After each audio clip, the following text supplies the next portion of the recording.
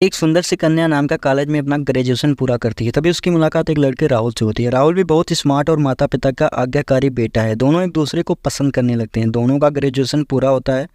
राहुल अपने शहर में जॉब करने लगता है और लड़की भी एक अच्छी जॉब कर रही है। दोनों ने निर्णय लिया कि अब माता पिता से शादी की बात करने का वक्त आ गया है। लेकिन परेशानी यह है कि दोनों की कास्ट अलग अलग है। अनामिका ब्राह्मण है और राहुल राजपूत। राहुल के समाज में दहेज बहुत ज़रूरी है, जो कि नकद में होता है। उसके अलावा कई तरह के गिफ्ट और गहने की भी मांग की जाती है। राहुल ने अनामिका को यह स्थिति स्पष्ट की और कहा, घर वालों को मनाओ, अगर तुम सभी मांगे पूरी करवाती हो तो मेरे माता पिता तुम्हें पलकों पर बैठाएंगे। अनामिका ने अपने माता पिता से यह बात कही। अनामिका के माता पिता को यह बात पसंद नहीं थी, पर अनामिका की जिद थी कि अगर मुझे दहेज दोगे तो मेरी इज्जत बढ़ेगी। अनामिका के माता पिता सक्षम भी थे, बिना मांगे भी अनामिका को बहुत कुछ दे सकते थे, पर उन्हें इस तरह दहेज की मांग करने वाले लोग पसंद नहीं आ रहे थे। लेकिन माता पिता अनामिका की खुशी चाहते थे। उन्हें यह डर था कि कहीं उनकी बेटी ये ना सोचे कि वह अपनी बेटी को कुछ देना नहीं चाहते, इसलिए उन्होंने सभी शर्तें मानी। शादी में राहुल को कार, फ्लैट, फर्नीचर के साथ 50 लाख नकद दिए गए। साथ ही अनामिका को गहने भी दिए गए और सभी रिश्तेदारों को गिफ्ट और कपड़े भी दिए। शादी बहुत धूमधाम से की गई, कोई कमी नहीं छोड़ी गई। अनामिका को मन ही मन यह गुमान था कि कास्ट अलग होने के बावजूद माता पिता ने उसकी शादी ससुराल के हिसाब से की। अनामिका को विश्वास था कि उसे बेटी बनाकर रखा जाएगा, उसे वही प्यार दिया जाएगा जो उसके माता पिता ने दिया, क्योंकि उसने अपने ससुराल का मान रखा है। अनामिका ने अपने घर से ससुराल विदा ली।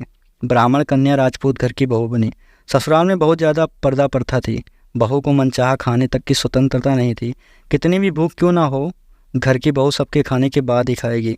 यहाँ तक कि उसे घर के पुरुषों के सामने बैठने तक की इजाज़त नहीं थी।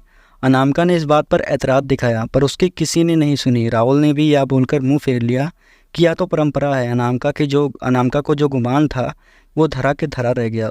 उसे अपने माता पिता की बात याद आई। जब उन्होंने समझाया था तो वह उनसे बहुत लड़ी थी। उसने ससुराल में बात करने का फैसला किया। अनामिका ने अपने सास, ससुर और पति से बात की, लेकिन उन्होंने नहीं सुनी और उसे बहुत बेरहमी से पीटा। अनामिका ने कभी ऐसा व्यवहार नहीं देखा था। उसे जिस लाए हुए दहेज पर घमंड था वह चूर चूर हो गया था। अनामिका को माता पिता से बात करने में भी शर्म महसूस हो रही थी और उसे इसी कसमस में एक दिन अनामिका ने अपने आप को ख़त्म कर लिया। माता पिता को जब यह पता चला तो उन्हें अपनी गलती का एहसास हुआ कि वक्त रहते समझा होता तो बेटी साथ होती। जो लोग दहेज पर बेटी को शादी करते हैं उनकी सोच हर तरह से छोटी होती है। जो बेटी को नीलाम कर सकते हैं वो किसी और की बेटी को कैसे अपनी बेटी बना सकते थे। दहेज कभी खुशियों की चाबी नहीं बन सकता।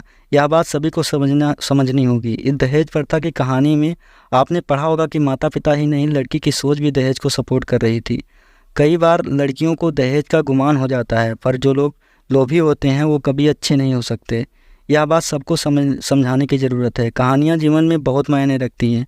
कई बार बड़ी से बड़ी डिग्री भी ज्ञान नहीं देती और एक छोटी सी कहानी जीवन बदल देती है। कभी कभी शिक्षाप्रद कहानी को आधार बनाकर आप अपने बच्चों को जीवन का सच्चा ज्ञान दें। तो गाइस, अगर आपको ये वीडियो पसंद आया हो तो लाइक करो और चैनल को सब्सक्राइब करो। मिलते हैं नेक्स्ट वीडियो में।